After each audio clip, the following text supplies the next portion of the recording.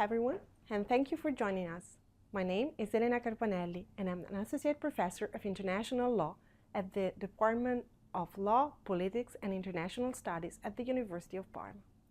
In the next 15 minutes or so, I will explore the interaction between climate change, human rights, and sustainability, with a view to assessing whether, and if so, to what extent, international human rights law can help drive the transition toward a more sustainable food system, while also addressing climate change and advancing climate justice. To this end, I will first focus on the relationship between climate change and food systems. Before considering their interaction with human rights, I will then analyze the international legal framework, focusing in particular on the role that international human rights law may play. In this respect, I will consider both the existing practice of UN bodies and regional courts, and then reflect on the potential of human rights-based climate litigation, before drawing some conclusions. Let me begin with a simple but striking fact. Global food systems are responsible for approximately 34% of greenhouse gas emissions. This means that what we grow, how we produce it, how we transport it, and even how we consume it, all contribute to climate change. These emissions primarily stem from intensive agriculture, including livestock farming, and include not only carbon dioxide, but also methane and nitrous oxide. Importantly, responsibility is not equally distributed. A 2024 World Bank report showed that the top 10 emitting countries account for around 55% of total agri-food emissions. In addition, while middle-income countries are currently major contributors due to rapid industrialization, high-income countries remain the largest historical emitters. However, the relationship between food systems and climate change is not one-directional. It is in fact a vicious circle. On the one hand, food systems contribute to climate change, as just noted. On the other hand, climate change increasingly undermines food systems themselves, particularly their sustainability, which, according to the Food and Agriculture Organization, refers to their ability to deliver food security and nutrition for all in such a way that the economic, social, and environmental basis to generate food security and nutrition for future generations are not undermined. Climate change is altering the conditions under which food systems have operated for decades, reducing their productivity and amplifying their negative environmental impacts. Food systems are particularly vulnerable to extreme weather events such as drought, storms, and floods, which are becoming more frequent due to climate change. This leads to soil degradation, water scarcity, and increased use of pesticides. These impacts are especially severe in the Global South, where farmers and local communities are often the most vulnerable, despite having contributed the least to climate change. This brings us to the next question. What does all of this mean for human rights? While it's well known that climate change and food systems interact, their relationship with human rights is less clearly understood. Yet, climate change affects a wide range of human rights, particularly those of the most vulnerable. Food systems, by significantly contributing to climate change, also indirectly affect these rights. Among the many rights at stake, one is particularly relevant here, the right to food, which is enshrined in several international legal instruments, such as the International Covenant on Economic, Social, and Cultural Rights and the Convention on the Rights of the Child. The negative impacts of climate change on food systems interfere with the enjoyment of the right to food in all its dimensions: availability, accessibility, adequacy, and sustainability. Climate change reduces food availability by damaging crops and fishery. It limits accessibility by increasing prices and disrupting supply chains. It affects adequacy by reducing the nutritional quality of food. And perhaps, most importantly for our purposes, it undermines sustainability. That is, as I said, our ability to ensure food security and nutrition for all without compromising the same for future generations. International human rights bodies have long recognized this connection. As early as 2009, the UN Office of the High Commissioner for Human Rights acknowledged the adverse impact of climate change on the right to food. And since then, the UN Human Rights Council, UN Special Rapporteurs, and human rights treaty bodies, whose primary role is to assess states' compliance with their international human rights obligations, have consistently reinforced this understanding.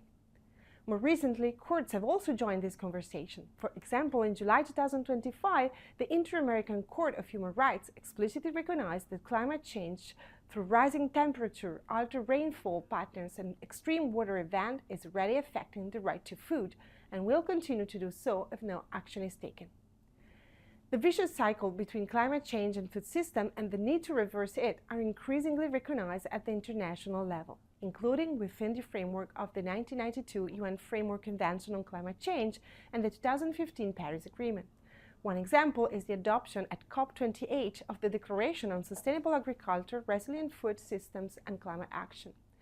However, the absence of sufficiently robust regulatory measure within the climate change regime, combined with the strong interconnection between climate change, food systems, and human rights, raises important questions about the role that the human rights legal and institutional framework can play in addressing harm and promoting transformation. In particular, two key questions arise. How should and how can international human rights norms, particularly the right to food, guide states' climate action in addressing both the impact of the food sector on climate change and vice versa? And can human rights-based climate litigation play a significant role in addressing climate-induced human rights violation while also encouraging transformative changes towards more sustainable food systems? Let us first consider the first question. Human rights bodies have increasingly emphasized the importance of human rights-based approaches to mitigate the negative effects of climate change and to inform climate action. Among the various measures proposed by UN bodies, one of the most significant is the transition from industrial agriculture to more sustainable practices, particularly agroecology. Agroecology is a holistic approach to farming that integrates ecological principles with social considerations. It relies on biodiversity, local knowledge, and natural processes rather than heavy chemical inputs. Importantly, it aims not only to reduce environmental harm, but also to empower communities and strengthen food security. According to UN experts, agroecology can play a key role in both climate mitigation and adaptation. It can reduce emissions, improve soil health, and make agricultural systems more resilient to climate shocks. This is reflected in the words of the UN Special Rapporteur on the right to food, who in 2015 concluded that to minimize the adverse effect of climate change on the right to food, states should adopt adaptation policies that focus on ensuring the right to food for both present and future generations through sustainable agricultural practices. This implies moving away from industrialized practices. More broadly, transforming food system is not only about agriculture. It requires systemic change across the entire food chain, including improving efficiency in production and distribution, reducing food waste, promoting sustainable diets, and ensuring fair access to resources such as land and water. It also requires addressing inequalities. Small-scale farmers, indigenous people, and local communities must be actively involved in decision-making processes. Their knowledge and practices are not only valuable, but essential for building resilient food systems. These elements clearly also emerge in recent reports of UN bodies, as illustrated in this slide. In particular, the Committee on Economic, Social, and Cultural Rights in 2025 found that states should transform inter alia industrialized farming systems to ensure the full realization of the right to food. Remarkably, while the above measures are primarily based on the right to food, other human rights bodies have stressed the need to transform current food systems in the face of climate change based on different rights, in particular the right to a clean, healthy, and sustainable environment, of which sustainable food has been recognized as one of its components. At this point, the second question becomes central. What happens when states fail to act? This is where climate litigation comes into play. In recent years, there has been a growing number of legal cases aimed at holding governments and corporations accountable for their role in climate change. Some of these cases directly involve the food sector. For example, lawsuits have been brought against companies for contributing to deforestation or engaging in misleading green practices. At the same time, farmers and fishers have increasingly taken legal action against governments and private actors for failing to protect them from climate impacts. What is particularly noteworthy is the increasing use of human rights arguments in these cases.